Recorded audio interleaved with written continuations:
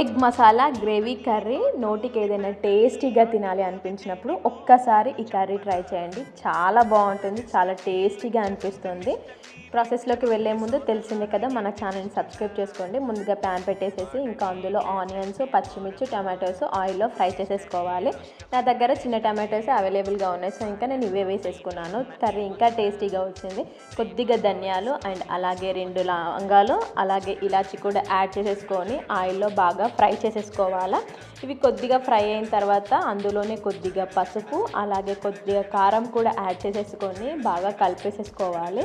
ఇంకా పక్కన పెట్టేసేసుకొని తర్వాత ఇంకో ప్యాన్ పెట్టేసుకొని కొద్దిగా ఆయిల్ యాడ్ చేసి ముందుగా ఉడకబెట్టి పక్కన పెట్టుకున్న ఎగ్స్ని అందులో ఆయిల్లో ఫ్రై చేసేసుకొని పక్కన పెట్టుకోవాలి. అదే ప్యాన్లో ఇంకొద్దిగా ఆయిల్ యాడ్ చేసేసుకొని కొద్దిగా బిర్యానీ దినుసులు వేసుకొని ముందుగా మసాలా ప్రిపేర్ చేసుకున్నాం కదా, ఫ్రై చేసి పక్కన పెట్టుకున్న పేస్ట్ని ఇందులో యాడ్ చేసేసుకొని ఉడకనివ్వాలి.